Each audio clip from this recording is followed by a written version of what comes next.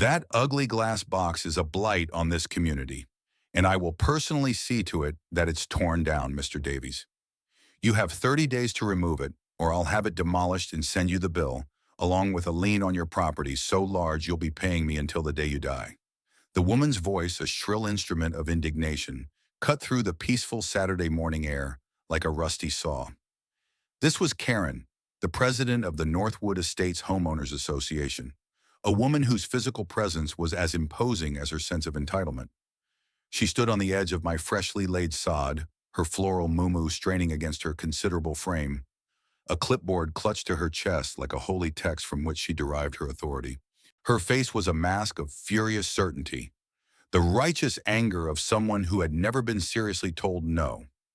The ugly glass box she was referring to was a state-of-the-art, climate-controlled agricultural research facility, a project I had been personally overseeing for the better part of a year, and it sat on my property, well within all zoning and county regulations. To her, however, it was just a greenhouse, an unapproved modification that violated the sacred aesthetic of her suburban kingdom. Her threat, delivered with such venomous confidence in front of my wife and two neighbors who were pretending to trim their hedges, was the culmination of weeks of petty notices and passive-aggressive newsletter entries. It was also the single biggest mistake of her life. She just didn't know it yet. For those of you just tuning in, you've caught me at a turning point. If you've ever had a run-in with a power-tripping HOA board or a neighborhood tyrant who thinks they own the sidewalk you walk on, hit that subscribe button because you're going to want to see how this ends. And drop a comment below telling me where you're watching from and what your own HOA nightmare story is. Misery loves company, but victory loves an audience. Now let me tell you how we got here. My name is Marcus Davies, and for 25 years, I served in the United States Marine Corps, retiring as a colonel. My career was built on logistics, strategy, and understanding complex systems, skills that translated surprisingly well to my second act in public service. After my retirement, I was asked to serve in a different capacity, a civilian role that required the same dedication to order and mission. Through a series of appointments, I eventually found myself nominated and confirmed as the United States Secretary of Agriculture. It's a title that carries a lot of weight in certain rooms and absolutely none in others, like, for instance, a cul-de-sac in Northwood Estates. My wife Sarah and I bought our house here for its quiet sense of normalcy. It was a place to decompress, to be a husband and a neighbor, not a cabinet secretary. We wanted a buffer from the political world of Washington, D.C., a place with mature oak trees and the distant sound of kids playing. The property backed onto a large, undeveloped parcel of land owned by the county, giving us a sense of space and privacy that was rare in this kind of planned community. The HOA seemed like a minor annoyance, a typical collection of rules about lawn height and trash can placement that we were more than happy to abide by. We read the covenants before we bought the place. They were standard, restrictive, but not draconian. There were clauses about sheds and outbuildings, requiring Architectural Review Committee approval for any structure over 100 square feet. This would become a key point of contention. The project began not as a desire to antagonize anyone, but as a national security imperative. A new aggressive strain of agricultural blight was devastating crops overseas, and intelligence suggested it could be weaponized. My department needed a secure, isolated, and discrete facility to study the pathogen, develop resistant crop variants, and test mitigation strategies. A sprawling government campus was too high profile. We needed something that could operate under the radar. My own property, with its large secluded backyard and proximity to a secure federal communications network, was proposed as an ideal location. It was unorthodox, certainly, but the situation was critical. The structure would be designated a SCIF, a sensitive compartmented information facility, disguised as a high-end greenhouse. The construction was handled not by a local contractor, but by a specialized team from the General Services Administration that builds secure facilities for the intelligence community. They worked with silent efficiency, using electric equipment to minimize noise. The foundation was a reinforced concrete slab with embedded security sensors. The frame was steel, and the glass was actually blast-resistant polycarbonate, with embedded micro mesh to block electronic surveillance. It had its own HVAC, its own power from a buried dedicated line, and a sophisticated filtration system to ensure nothing, not a single spore, could escape. To any casual observer, it was an exceptionally well-built, if somewhat modern, greenhouse. To Karen, it was a declaration of war. She had noticed the construction from day one, her beady eyes peering over the fence line from her own backyard, which was unfortunately adjacent to mine. Her reign as HOA president was legendary, a tenure marked by petty feuds, selective enforcement, and an almost pathological need to control every aspect of the neighborhood. She fined a family for having a basketball hoop that was, in her opinion, an unapproved shade of orange. She tried to force a widower to dig up the rose garden his late wife had planted because it didn't adhere to the pre-approved list of shrubbery. She was a petty dictator ruling a kingdom of manicured lawns, and I had just built a fortress in the middle of it. Her first volley was a polite, almost friendly note slipped into our mailbox, a standard form letter about submitting plans to the Architectural Review Committee. I ignored it. The supremacy clause of the U.S. Constitution makes federal undertakings immune to local and state regulations, let alone the whims of a suburban HOA. Explaining that to her, however, would have been like trying to explain quantum physics to a house cat. It was a conversation I wasn't prepared to have yet. I was operating on a need-to-know basis, and she, most emphatically, did not need to know. The polite notes quickly devolved into formal violation notices, then fines, each one more threatening than the last. That's what led to this morning's confrontation, her final, ill-advised ultimatum on my lawn. She stood there, chest puffed out, waiting for me to grovel, to apologize, to beg for her forgiveness. She saw a quiet, retired man who had foolishly crossed her. She had no idea she was threatening a federal officer in a secure government facility. As I looked at her, my mind wasn't on the HOA bylaws or the fines she was threatening. My mind was running through protocols. A civilian has just directly threatened a secure federal asset.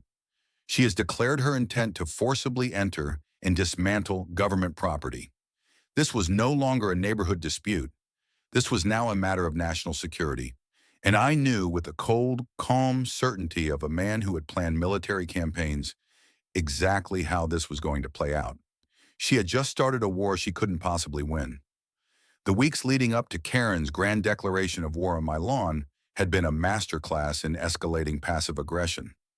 The construction of the facility, which I simply called the greenhouse to everyone, was a thing of beauty. The GSA crew was phenomenal. They arrived each morning in unmarked white vans, wearing simple work clothes without logos. They never played loud music, never shouted, and left the site immaculate at the end of each day. They were ghosts. The materials arrived on flatbed trucks under gray tarps, usually in the pre-dawn hours to minimize disruption. The polycarbonate panels, each weighing several hundred pounds, were lifted into place by a small, whisper-quiet electric crane. My immediate neighbors, a nice couple named the Hendersons, were curious but respectful. I told them it was a specialized project for my work with advanced horticultural science, a passion of mine. They accepted it. They were happy that it wasn't going to be a noisy workshop or a place for teenage parties. Karen, however, was not the Hendersons.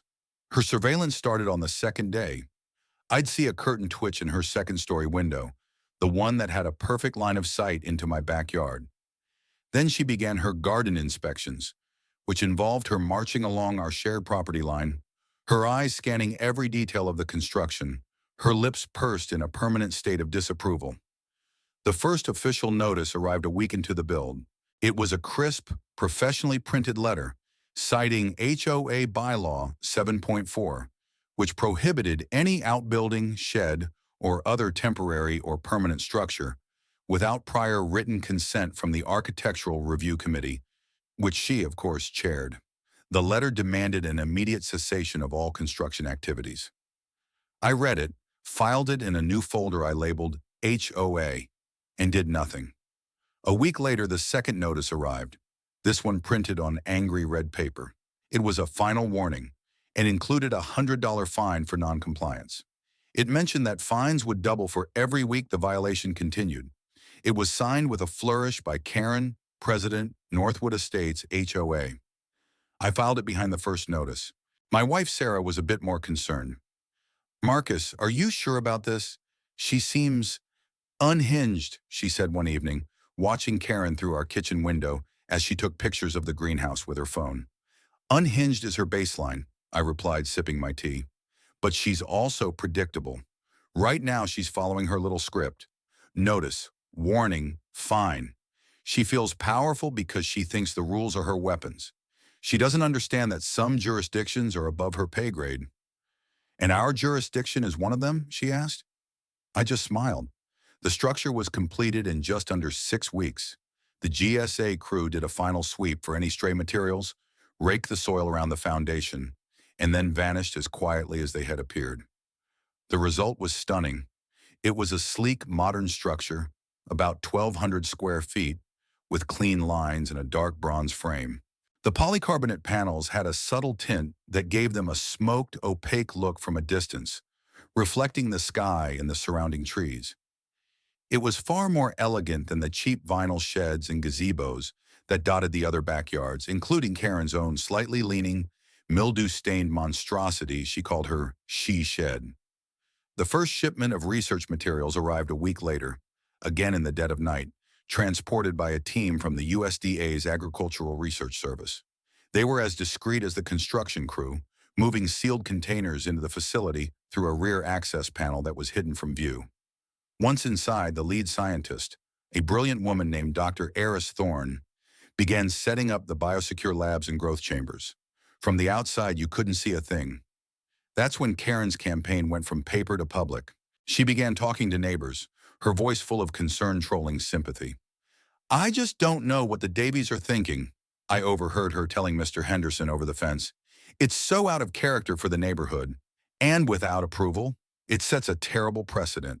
She used the monthly HOA newsletter, a 2-page leaflet filled with reminders about recycling day and passive-aggressive scoldings about lawn maintenance, as her propaganda wing. An article appeared titled Protecting Our Community's Aesthetic Integrity, which lamented the rise of unapproved and unsightly modifications that could drastically lower property values for everyone. It didn't name me, but it didn't have to. Everyone knew who she was talking about. Then came the confrontation on my lawn, her grand, ill-fated ultimatum. After she delivered her threat and waddled back to her own property, her face glowing with self-satisfaction, I turned to Sarah. Okay, I said calmly. Phase 1 is complete. She's taken the bait. Sarah looked at me, a slow smile spreading across her face. She had been married to me long enough to know the difference between my concerned husband face and my strategic planning face. So, what's phase 2, Colonel Davies? She asked, using my old title, the one she knew I still cherished. Phase 2, I said, pulling out my phone, is documentation and observation. We let the enemy fully commit to their flawed strategy before we launch the counteroffensive. I dialed the number for the head of my security detail, a calm, unflappable man named Agent Miller. Miller, I said, keeping my voice low. I need to report a civilian threat against Asset Greenbrier. Yes, the suburban location. I need a full transcript of the conversation I'm about to relay, and I want you to open a threat assessment file. The subject's name is Karen Peterson, my next-door neighbor. Yes, the HOA president. No, there's no immediate physical danger. She's just declared her intent to have the facility demolished. Let's just say she's about to make a very poor decision, and I want it all on the record when she does. There was a pause on the other end of the line, and I could practically hear Miller's brain shifting gears from protecting a person to protecting a secure government installation. Understood, Mr. Secretary, he said, his voice now devoid of any familiarity, all business. File opened. We'll begin a passive threat assessment immediately. We'll be listening. I knew what that meant. From that moment on, every official interaction, every piece of mail, every public statement Karen made regarding me or my property would be quietly and legally monitored. She thought she was fighting a stubborn neighbor over a garden shed. She was actually fighting the full surveillance and logistical might of a United States federal department, and she was doing it completely, blissfully unaware. The game had changed, and she hadn't even heard the starting gun. The fines began arriving like clockwork, each delivered via certified mail, a tactic designed to intimidate and to create a paper trail for future legal action. Karen clearly believed she was building an unassailable case against me. The first fine for $200 was for continued violation of Bylaw 7.4. A week later, it was a $400 fine for the same offense. Then came new, more creative violations. I received a $50 fine for unnatural landscaping, apparently referring to the dark mulch we'd placed around the base of the greenhouse. I received a $75 fine for potential light pollution, even though the facility was designed with opaque walls and had no external lighting whatsoever. My favorite was a $150 fine for unauthorized commercial activity, based on her assumption that a greenhouse of that size must be for a business. Each letter was a work of art in bureaucratic overreach, filled with legal-sounding jargon that she had likely copied from a website for wannabe tyrants. I signed for every single one, smiled politely at the mail carrier, and placed each envelope, unopened, into my HOA folder, which was quickly becoming a binder and then a box. I was creating my own paper trail, a meticulous record of her escalating harassment. I documented the date and time of each delivery. I made copies. I kept a log. This is what she failed to understand about me. A military officer, especially one in logistics, lives and dies by documentation. Every shipment, every requisition, every order has a paper trail. It's how you maintain order in chaos, and it's how you win. While she was building her case, I was building my own, and mine was based not on flimsy bylaws, but on a pattern of targeted harassment against a federal officer. One afternoon, I saw her holding court with two other HOA board members, a timid-looking man named Gary and a woman with a perpetual scowl named Brenda. They stood on the sidewalk in front of her house, and Karen was pointing animatedly at my property, her voice carrying across the quiet street. "He just ignores us," she exclaimed, loud enough for me to hear through my open office window. "It's the height of arrogance. If we let him get away with this, it's anarchy. Anarchy! People will be painting their houses purple and raising chickens in their front yards." Gary nodded nervously, while Brenda scowled in what I assumed was agreement. They were her echo chamber, the loyal lieutenants in her tiny fiefdom. They were also co-conspirators, a fact that my legal team would later find very useful. It was time to make a quiet move of my own. I didn't call the U.S. Attorney's Office or the FBI. That would be premature. Instead, I made a call to the Department of Agriculture's Office of the General Counsel, the chief lawyer for the entire department. "John," I said when he answered, "Marcus Davies, I have a hypothetical question for you on a personal matter."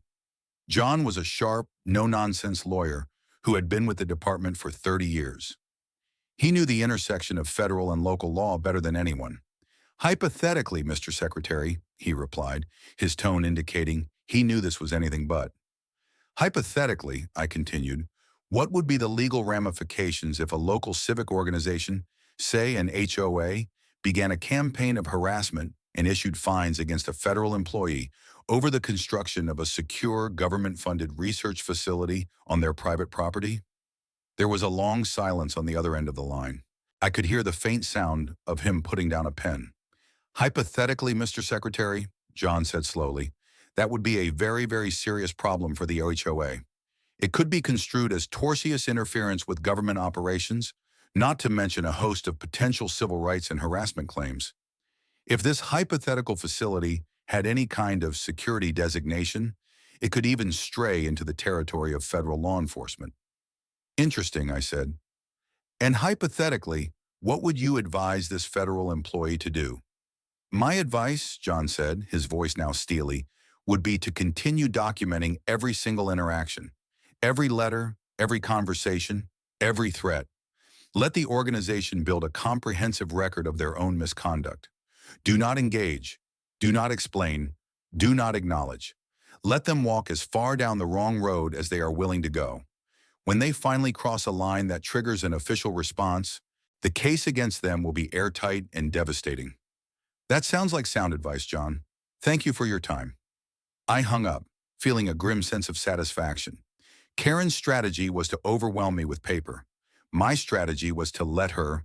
I was giving her the rope, and she was gleefully tying her own noose. A week later, she escalated again.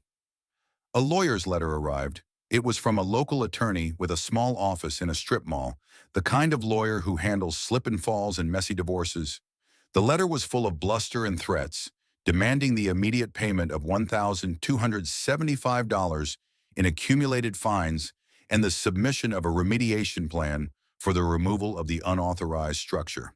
It stated that failure to comply within 15 days would result in a lawsuit and a lien placed on my property. This was a significant step. She had now spent HOA money to hire legal counsel to threaten the head of a federal agency. I scanned the letter and emailed a copy to John at the OGC with a simple note. For your hypothetical file. His reply was almost instantaneous. Noted. The file is growing. The 15 days passed in silence. I did not respond to the letter. I did not pay the fines.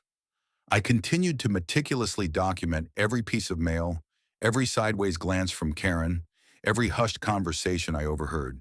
The greenhouse itself was now fully operational.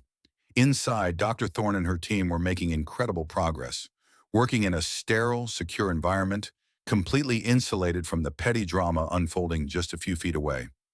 One evening, Sarah and I were sitting on our back patio. The sun was setting, casting a warm glow on the sleek walls of the greenhouse. It was peaceful. Suddenly, we saw a flash, then another.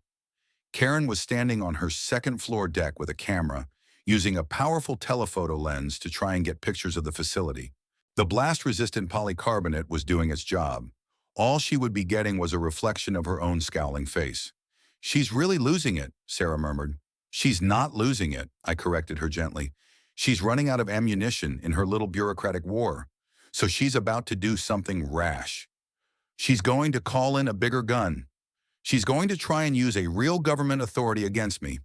And that's when this all ends." Sarah looked at me, her eyes full of understanding. "You've been waiting for this, haven't you?" "Waiting is part of the strategy," I said. "Patience is a weapon. She's about to make her final, fatal mistake." I knew her next move as surely as if she had told me herself. She was going to call code enforcement, and I was ready. Karen's big moment arrived on a Tuesday morning. I was in my home office on a secure video conference with my counterparts in the British and Canadian Ministries of Agriculture, discussing the very blight we were studying in the greenhouse. Through my window, I saw the white truck pull up to the curb. It had the official seal of Oakley County on the side. Code enforcement. A man in a crisp blue uniform shirt with a name tag that read Henderson stepped out, a heavy-duty clipboard in his hand. He looked young, maybe a little overwhelmed, like someone who usually dealt with overgrown lawns and unpermitted decks. Not this. I excused myself from the conference call, telling my international colleagues that a small domestic issue required my brief attention. I walked to the front door, taking a moment to compose myself, not because I was nervous, but because I wanted to project an aura of calm, neighborly cooperation. This interaction had to be handled perfectly. I opened the door just as he was about to ring the bell. "Good morning," I said with a friendly smile. "Can I help you?" The young man Henderson seemed a bit startled. Yes, sir. My name is Dave Henderson, Oakley County Code Enforcement. We received a complaint about an unpermitted structure in your backyard." He was clearly uncomfortable, his eyes darting from me to the house to the perfectly manicured lawn. He was a foot soldier sent into a battle he didn't understand. "A complaint?" I asked, feigning mild surprise. "Well, please, come in. Let's talk about it. Would you like some coffee?" I ushered him into my foyer. My goal was to disarm him, to bring him into my territory and control the environment of the conversation. He looked flustered, not used to being invited inside. "Oh, no, thank you, sir. I just need to take a look at the structure in the back, verify the permit status, and, you know." Of course," I said, leading him through the house toward the back patio. "I think I know what this is about. My neighbor, Karen Peterson, the HOA president, she's been quite concerned about my new greenhouse." As we stepped onto the patio, Henderson got his first clear look at the facility. His eyes widened. He had probably been expecting a rickety, self-assembled kit from a big box store.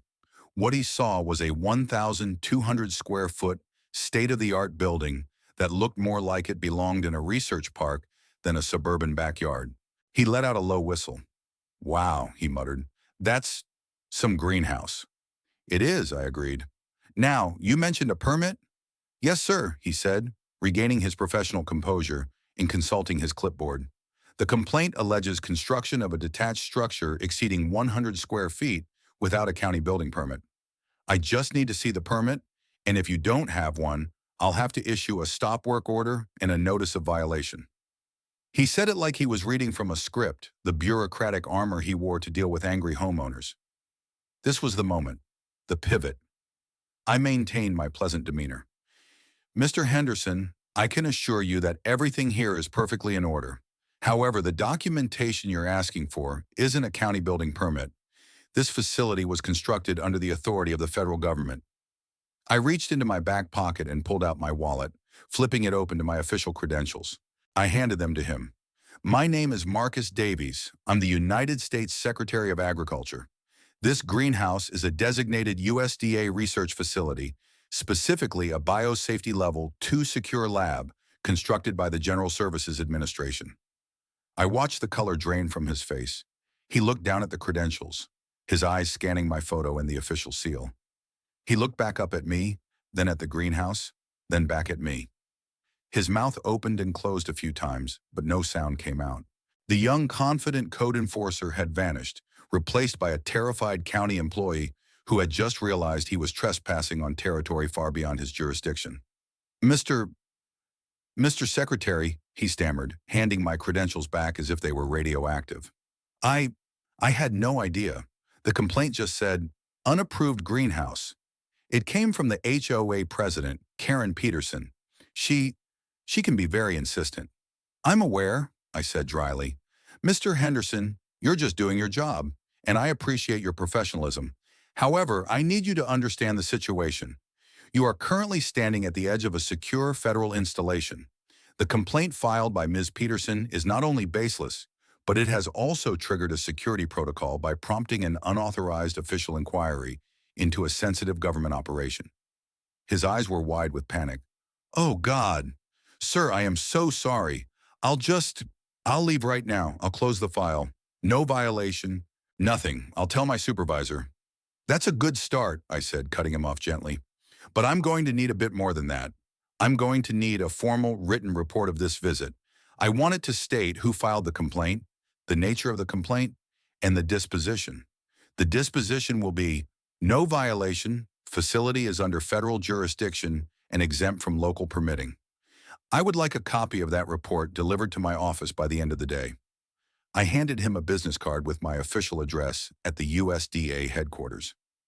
And Mr. Henderson, I added, my voice firm but not unkind, I would advise you and your department to be very, very careful about any future complaints originating from Ms. Peterson regarding this property. This is now a federal matter. He nodded vigorously, sweat beading on his forehead. Yes, sir. Absolutely. Mr. Secretary, you have my word. I am so sorry for the intrusion. He practically ran back through the house and out the front door. I watched his truck speed away down the street as if escaping a disaster zone. I stood on my patio for a moment, looking at the greenhouse. The quiet hum of its climate control systems was the only sound. Karen had finally done it. She had used a government agency as a weapon, and she had aimed it directly at another, far more powerful government agency. She thought she was calling in a bigger gun. She had no idea she had just called in an airstrike on her own position. I went back inside and picked up my phone. I dialed Agent Miller. Miller, I said, it's happened. She called County Code Enforcement. We're aware, Mr. Secretary, he replied, his voice calm and clipped. We monitored the county dispatch. A full report on Inspector Henderson is already on my desk. The incident has been logged as a Level 2 security probe. The Office of the Inspector General has been notified. Good, I said. What's the next step? The OIG will open a formal investigation into the source of the probe. They will want to know if the complainant, Ms. Peterson, represents a persistent threat to the security of a federal asset and personnel. They tend to be very thorough. I smiled. Thorough was the OIG's middle name. They were the junkyard dogs of the federal government, tasked with investigating waste, fraud, and abuse. Karen Peterson, in her obsessive quest to regulate her neighbor's backyard, had just invited them to turn her life, her HOA, and her finances inside out. The war was over. The systematic dismantling was about to begin. The arrival of the federal government in Northwood Estates was not a dramatic, siren-blaring affair. It was quiet, subtle, and infinitely more terrifying for those who knew what to look for. 2 days after the code enforcement incident, a dark sedan with government plates parked down the street from my house. It sat there for hours. Inside were two people, a man and a woman, dressed in bland business attire. They didn't get out. They just watched. They were from my security detail, conducting a physical threat assessment of the neighborhood. They were mapping sight lines, identifying potential surveillance points, like Karen's second-story window, and noting the patterns of life on our quiet little cul-de-sac. Karen, I noted with some amusement, seemed to think they were prospective homebuyers, and I saw her preening in her front yard, hoping they would be impressed by her diligence as HOA president. The next day, the real investigation began. Two different people, a man and a woman in their late 30s, also in unremarkable business attire, began knocking on doors. They were agents from the USDA's Office of the Inspector General. Their credentials identified them as investigators, a term neutral enough not to cause widespread panic, but serious enough to get people's attention. I knew their objective, to build a complete profile of Karen Peterson. They weren't just investigating the complaint against my greenhouse. They were investigating her. The OIG operates on the principle that where there's one cockroach, there's usually an infestation. Her decision to use a county agency to probe a federal facility was so far outside the norm that it raised immediate red flags. Was she just a power-tripping nuisance, or was she something more? Was she unstable? Was she being manipulated? Was she a potential security risk? They needed to know everything. They started with my immediate neighbors, the Hendersons. I saw them on their porch talking to the agents for nearly an hour. Later that day, Mrs. Henderson called me, her voice a mixture of excitement and anxiety. "Marcus," she whispered into the phone, "two federal investigators were just here. They were asking all about Karen. They wanted to know about the HOA, about the fines she issues, about her temperament." "What did you tell them?" I asked, keeping my own voice neutral. "We told them everything," she said, a new strength in her voice. "We told them about the basketball hoop, about old Mr. Gable's rose garden, about the time she tried to fine us because our recycling bin was visibly overflowing an hour before the truck came. We told them how she bullies people, how she uses the rules to target anyone she doesn't like. It was a dam breaking. For years, the residents of Northwood Estates had grumbled in private, too intimidated by Karen's aggressive tactics and her control of the HOA board to speak up. But the arrival of calm, professional investigators with federal credentials gave them the courage they needed. The agents were a legitimate, higher authority, and people started talking. The agents moved methodically through the neighborhood.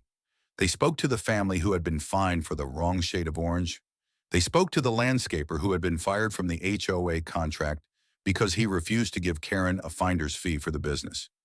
They spoke to a former board member who had resigned in disgust after Karen pushed through a special assessment for community beautification, and then awarded the no-bid contract to a landscaping company owned by her brother-in-law.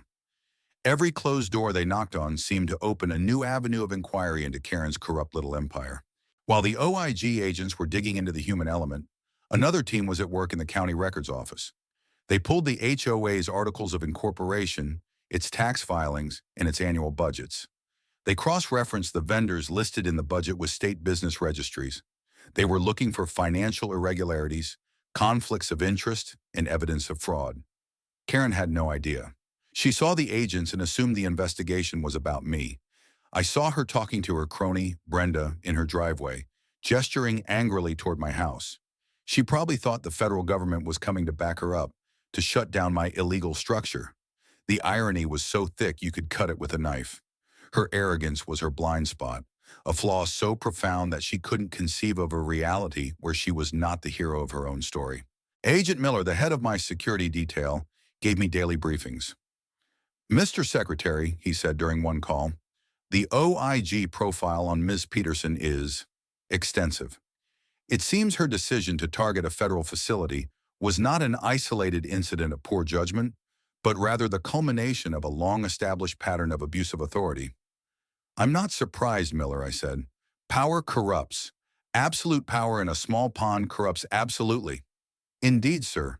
They've discovered significant financial discrepancies in the HOA's books. Payments to shell companies, contracts awarded to family members at inflated prices, and what appears to be direct embezzlement of funds from the reserve account. We're talking about tens of thousands of dollars over the last few years. My little neighborhood dispute had metastasized. It was no longer about a greenhouse. It was about public corruption. The OIG now had enough evidence to refer the case to the state attorney general for criminal prosecution. But they weren't done yet. They wanted to understand the full scope of her network and her methods. One evening, I received an email from John, the department's general counsel. It was a single sentence. Mr. Secretary, I believe we have reached the threshold where this is no longer a hypothetical matter. I called him immediately. John, I got your email. Marcus, he said, his voice grim, the OIG's preliminary findings are staggering. This woman isn't just a bully, she's running the HOA like a criminal enterprise. We have a legal and ethical obligation to act. The harassment against you was the inciting incident, but the investigation has uncovered a much larger pattern of harm against the entire community. I'm prepared to authorize departmental resources to assist these residents. What do you have in mind? I asked. I'm thinking of a class action lawsuit. We can provide pro bono legal guidance to the homeowners. We sue her, the entire board, and the HOA as an entity for breach of fiduciary duty, fraud, and a pattern of harassment. We'll use the OIG's evidence, which they are willing to share, to bury them in discovery. We'll freeze their assets. We will dismantle this organization from the top down. It was a declaration of total war, fought not with threats and fines, but with subpoenas and depositions. It was a beautiful, elegant, and utterly devastating plan. Make it so, John, I said. The federal response was now fully engaged. Karen Peterson thought she was the law in Northwood Estates. She was about to learn a very hard lesson about the real law and the consequences for those who abuse it. The barbecue was Sarah's idea. These people are scared, she said one evening, after another neighbor had called to furtively share a story about Karen. They've been living under this woman's thumb for years. The OIG is one thing, but they need to see they're not alone. They need to feel like a community again. It was brilliant, a casual neighborhood get-together, a chance for people to connect in a non-confrontational environment. It was also the perfect cover for the next phase of our operation. I sent out a simple email invitation to every resident in the HOA, except for Karen and her two board cronies. Join Sarah and me for a backyard barbecue this Saturday. A chance to get to know your neighbors better. Burgers, hot dogs, and good conversation. The response was overwhelming. People were eager for a reason to come together. On Saturday, my backyard was filled with the sounds of chatter and laughter, a stark contrast to the tense quiet that had settled over the neighborhood in recent years. Kids were playing on the lawn, men were gathered around my grill, and women were chatting on the patio. It looked like any other suburban gathering, but it was much more. Discreetly mingling among the guests were two people. One was a lawyer from a local firm that specialized in homeowner rights, a man John at the OGC had recommended. The other was a forensic accountant. They weren't there with badges and briefcases.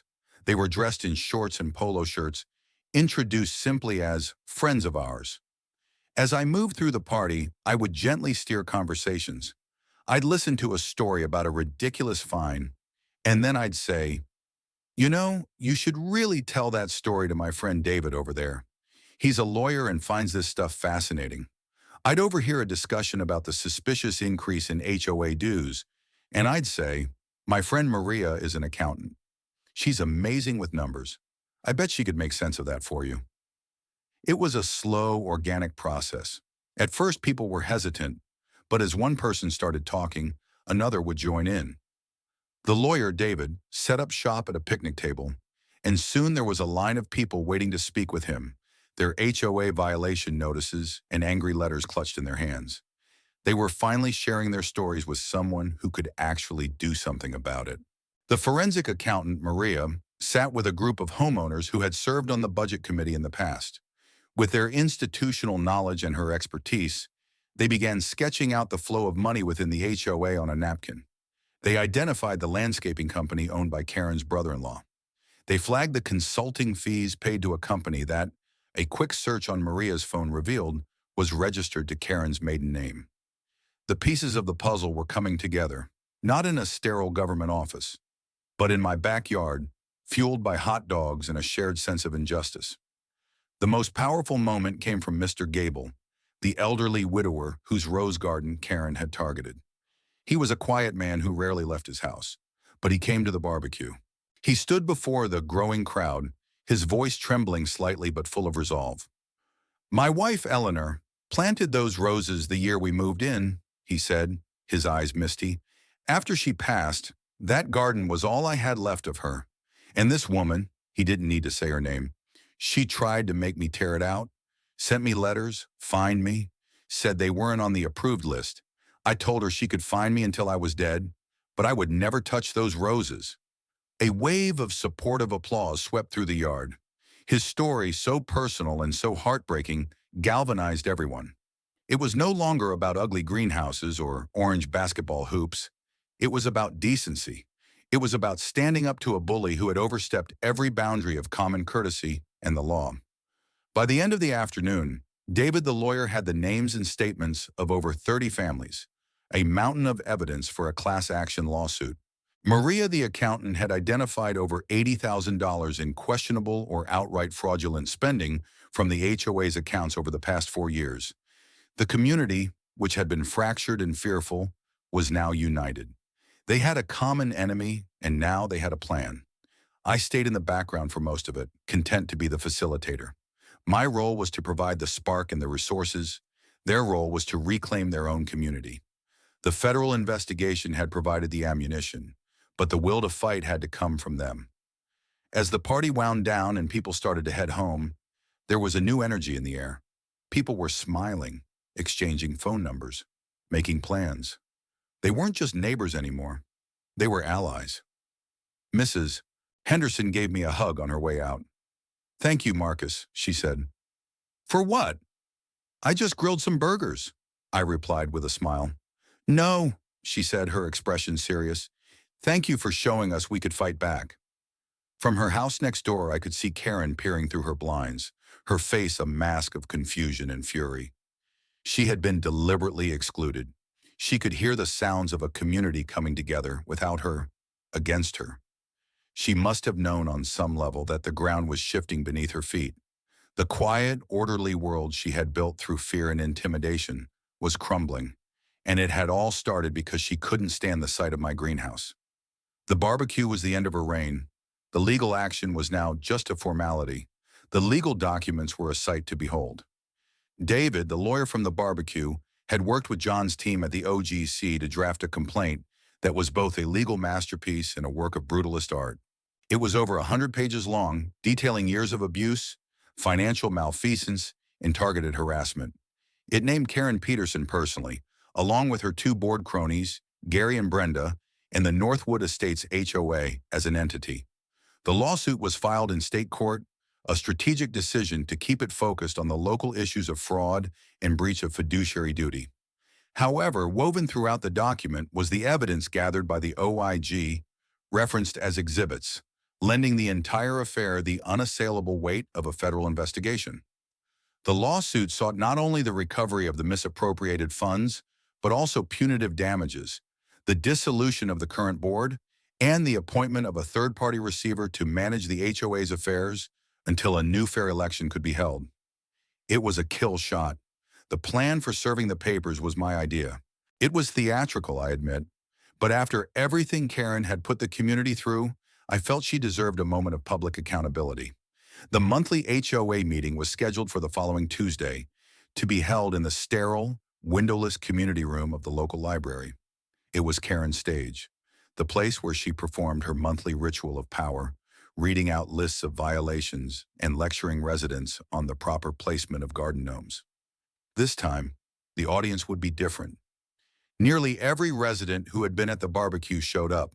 When Karen, Gary, and Brenda walked in, they were met not with the usual handful of resentful homeowners, but with a silent, standing room-only crowd of over 100 people.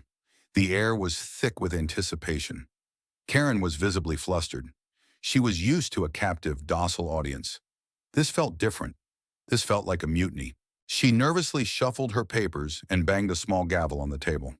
"Welcome to the September meeting of the Northwood Estates Homeowners Association," she began, her voice trying for its usual authoritative tone, but cracking slightly. "First on the agenda is a review of recent covenant violations." A low murmur went through the crowd. She tried to ignore it, launching into a tirade about someone's improperly stored trash cans. She was 5 minutes into her monologue when the doors at the back of the room opened. A uniformed process server, a large, imposing man with a grim expression, walked in. He strode directly to the front table where Karen sat. "Are you Karen Peterson?" he asked, his voice booming in the quiet room. All eyes were on her. Her face went pale. Yes. This is a private meeting," she stammered. "I have a legal summons for you," the server said, dropping a thick stack of documents, at least 2 inches thick, onto the table in front of her. The thud echoed like a gunshot. "You've been served." He then turned to a stunned Gary. "Are you Gary Miller?" Yes," Gary squeaked. The server dropped another thick stack of papers in front of him. "You've been served." He repeated the ritual with Brenda, whose scowl had been replaced by a look of pure, slack-jawed panic. The process server then turned to the audience. "This action is a class action lawsuit filed on behalf of the homeowners of Northwood Estates," he announced. "Consider the board officially served." He then turned and walked out of the room, leaving a stunned silence in his wake. Karen stared at the mountain of paper in front of her as if it were a venomous snake. She picked up the top page, her hands trembling. Her eyes scanned the legal language, the long list of plaintiffs, her neighbors, the people she had bullied for years, and the staggering list of accusations. The color drained completely from her face. She looked up at the crowd, at the sea of faces watching her, no longer with fear, but with a cold, unified resolve. There was no sympathy. There was no pity.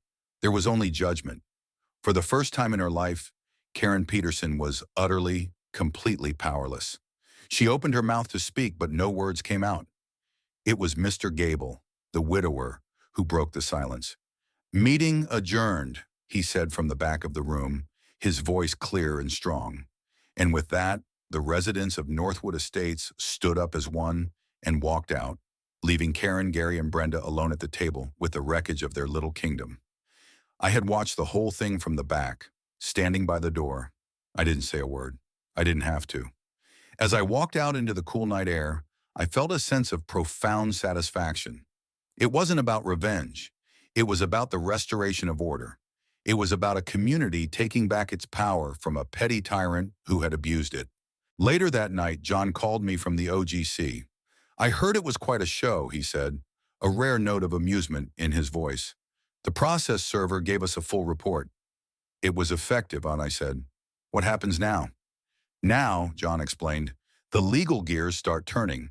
Their personal assets will be frozen pending the outcome of the fraud investigation. The State Attorney General's office is filing a separate criminal complaint based on the OIG's evidence of embezzlement. The IRS has been alerted to potential tax fraud regarding the shell companies. This is no longer just a civil matter for her. She's facing prison time." I thought about Karen sitting alone in that empty room, the weight of her own actions crashing down on her. She had picked a fight over a greenhouse, a fight she thought she could win by being the biggest bully in the yard. But she hadn't just picked a fight with me. She had picked a fight with a quiet, elderly man who loved his wife's roses. She had picked a fight with a young family who just wanted their kids to have a basketball hoop. She had picked a fight with an entire community, and she had picked a fight with the United States government. It was a war on all fronts, and she had already lost. The story broke 2 days later. A reporter from the local newspaper, tipped off by an anonymous source, I suspect it was David the lawyer, a man who understood the value of public pressure, had gotten a copy of the lawsuit. The headline on the front page of the Oakley County Chronicle was explosive. HOA president sued for fraud, harassment after targeting federal facility. The article laid out the whole saga in lurid detail. It had everything. a secret government research lab disguised as a greenhouse, a power-mad HOA president, allegations of embezzlement and kickbacks, and a united community rising up against tyranny. It was the juiciest local story in years. The reporter had, of course, called Karen for a comment. Her quote was a gift of pure, undiluted delusion. "This is a baseless attack led by a disgruntled resident who refuses to follow the rules," she was quoted as saying. "I have acted in the best interests of this community, and I will be fully vindicated. This so-called federal facility is nothing more than an illegal eyesore." By noon, the local TV news stations had picked up the story. A news van with a satellite dish on top parked at the entrance to our neighborhood. Reporters started going door to door, trying to get interviews. But the community held a united front. Guided by David, they had all agreed on a simple, unified statement. "We are party to ongoing litigation and cannot comment, but we fully support the lawsuit and look forward to a just resolution." It was disciplined. It was professional. It drove the media crazy. They camped outside Karen's house.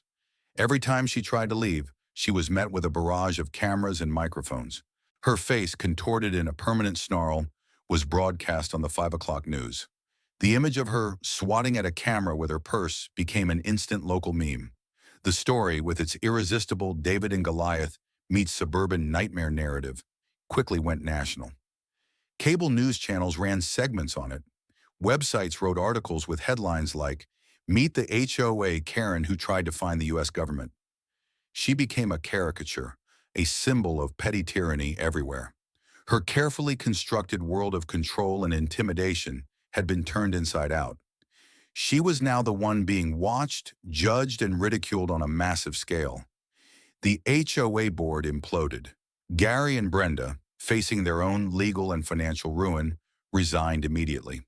They issued a joint statement through a lawyer, claiming they had been misled by Karen's leadership and were fully cooperating with all investigations. They threw her under the bus to save themselves. It didn't work. Their names were still on the bank accounts and contracts, but it left Karen completely and utterly isolated. I agreed to give one, and only one, interview.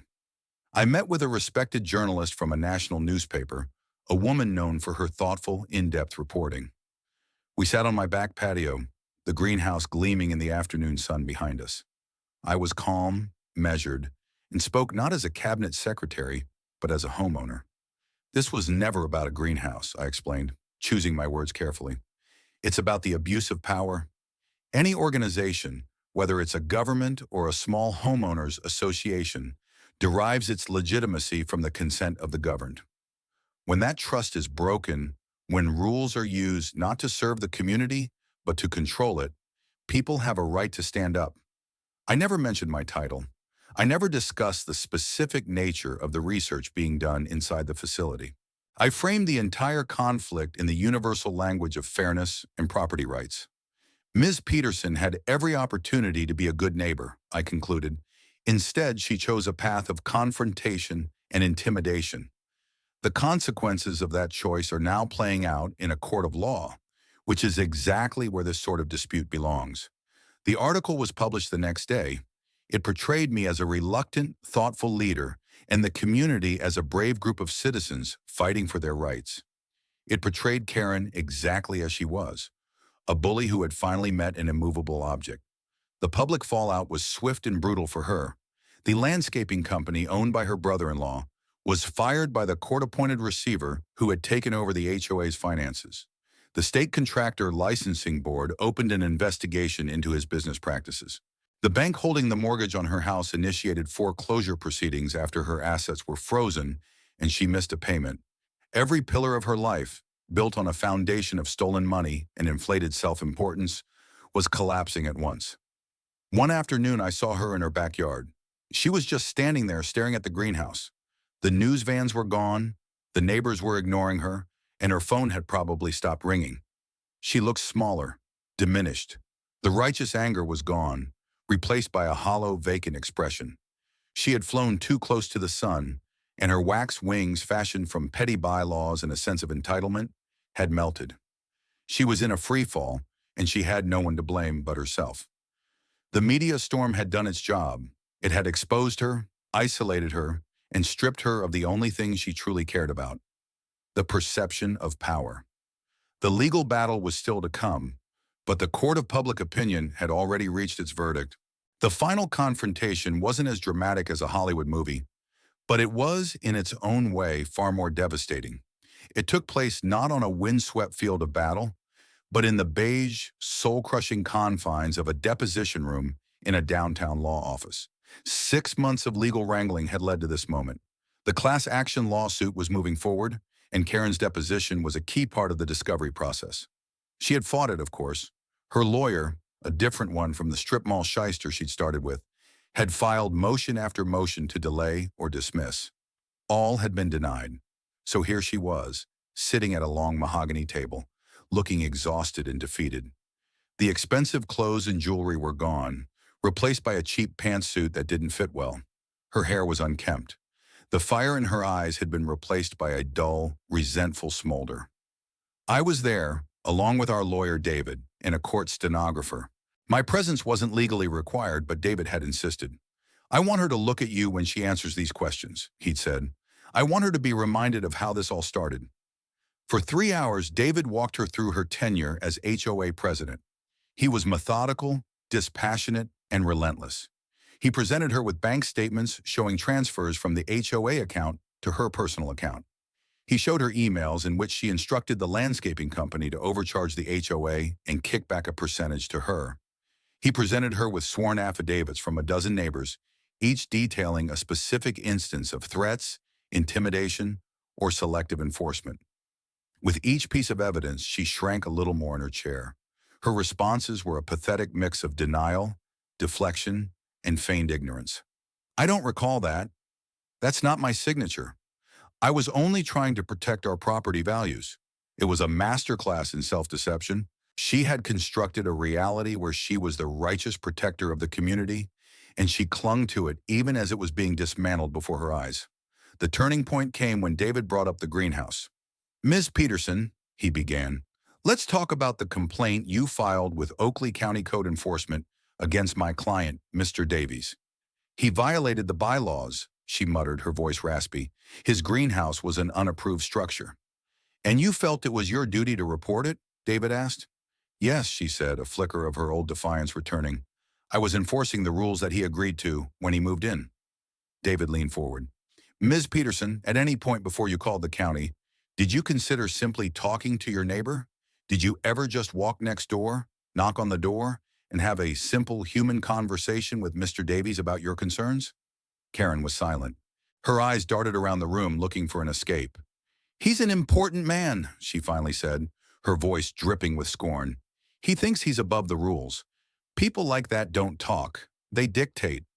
It was then that I decided to speak for the first time. "That's where you're wrong, Karen," I said, my voice quiet but firm. The use of her first name, so familiar and direct, made her flinch. She looked at me, really looked at me, for the first time all day. "I would have been happy to talk to you," I continued. "If you had come to me as a neighbor, with genuine concerns, I would have listened. I couldn't have told you the specifics of the work being done in the facility, but I could have reassured you. I could have explained that it was a government project and that it posed no threat to you or the community. We could have found a way to coexist, but you never gave me that chance. You never wanted a conversation. You wanted to surrender." I let the words hang in the air. I wasn't angry. I was just sad. Sad for the waste of it all. Sad for the community she had terrorized, and in a strange way, sad for her. "You had so much power, Karen," I went on. "The trust of your neighbors, the stewardship of this community, and you used it to bully a grieving widower over his wife's roses. You used it to line your own pockets. And then you made your biggest mistake. You tried to use the power of the government as your own personal weapon against me. You aimed it, you pulled the trigger, and it backfired in the most spectacular way imaginable. None of this had to happen. This is a prison of your own making. Every single thing that has happened to you, this lawsuit, the criminal charges, the foreclosure, the public humiliation, it's all a direct result of your own choices. You did this to yourself." She stared at me, her face a blank mask. The fight was gone. There was nothing left. She had been so consumed by her petty crusade that she had lost everything. Her home, her money, her reputation, and her freedom. The deposition ended shortly after that. There was nothing more to say. 2 months later, she accepted a plea bargain. She pleaded guilty to felony wire fraud and embezzlement. In exchange for her cooperation in the case against her brother-in-law, the state dropped the other charges. She was sentenced to 3 years in a low-security federal prison and ordered to pay over $120,000 in restitution to the Northwood Estates HOA. The civil suit was settled. Her remaining assets, what little there were liquidated. The money went back to the HOA reserve fund. Her cronies, Gary and Brenda, were forced to pay hefty fines and were barred for life from ever serving on an HOA board in the state again. The war was over. The victory was quiet, definitive, and absolute. It wasn't a moment of cheering or celebration. It was a moment of solemn closure. A bully had been held accountable. A community had been set free. Justice, in its slow, grinding, bureaucratic way, had been served. The year that followed was one of quiet restoration. With Karen gone and the old board dismantled, Northwood Estates felt like a different place. The court-appointed receiver managed the HOA's affairs for 6 months, untangling the financial mess Karen had left behind and establishing new, transparent bylaws. Then, a special election was held. Mr. Gable, the widower with the rose garden, was elected the new HOA president. His platform was simple: let's be good neighbors. The Architectural Review Committee was reformed. Its new guiding principle was not aesthetic purity, but safety and reasonableness. The ridiculous list of pre-approved shrubs was ceremoniously burned at the first community barbecue, held fittingly in my backyard. The atmosphere in the neighborhood changed almost overnight. The tension was gone, replaced by a sense of shared ownership and relief. People started talking to each other again. Kids left their basketball hoops in their driveways without fear of a fine. New families who moved in were welcomed with baked goods, not violation notices. The neighborhood, which had been a collection of houses governed by fear, became a community again. My greenhouse was no longer a source of contention. Once the truth of its purpose was hinted at in the news reports, it became a point of pride, albeit a quiet one. People would nod toward it and whisper, "You know, they're doing important government work in there." It was a local legend. The work inside the facility continued, making breakthroughs that would protect the nation's food supply for generations to come. Dr. Thorne and her team developed 3 new strains of wheat that were completely resistant to the blight pathogen. Their research was a resounding success, a silent, vital victory for national security won in a suburban backyard. Sometimes I would stand on my patio in the evening, looking at the warm glow emanating from the facility's vents, and think about the strange journey we had all been on. A battle that began with a threat on my lawn had ended with the complete remaking of a community. It had reaffirmed a lesson I had learned long ago in the Marine Corps. A leader's true strength isn't measured by the rules they enforce, but by the trust they inspire. Karen had ruled by fear, and her reign was brittle and short-lived. Mr. Gable now led with decency and respect, and the community flourished. One Saturday morning, about a year after the deposition, I was out in my front yard trimming the hedges when a moving van pulled up to Karen's old house. A young family got out, a couple with 2 small children. The house had been sold in a foreclosure auction, and they were the new owners. I put down my shears and walked over to introduce myself. "Welcome to the neighborhood," I said, shaking the man's hand. "I'm Marcus Davies. I live next door." "Nice to meet you," he replied with a warm smile. "We're the Jensen family. We're really excited to be here. Everyone we've met so far has been so friendly." His little daughter, who couldn't have been more than 5 years old, pointed a chubby finger at my house. "Daddy, look! That man has a giant toy box in his backyard," she exclaimed, referring to the greenhouse. Her father chuckled. "That's not a toy box, sweetie. That's a special garden." I smiled. A special garden. I like that. "Well, if you folks need anything at all, don't hesitate to ask," I said. "We have a neighborhood barbecue every few months. You'll have to come to the next one." As I walked back to my yard, I felt a deep sense of peace. The war was over, the peace had been won, and the land was healing. The last ghost of Karen's reign had been exorcised. My home was no longer a battlefield. It was just a home in a quiet neighborhood, full of good people who understood that the best communities are built not on rules and regulations, but on a foundation of mutual respect. And in my backyard stood a special garden, a silent testament to the fact that sometimes, to cultivate peace, you first have to be willing to go to war.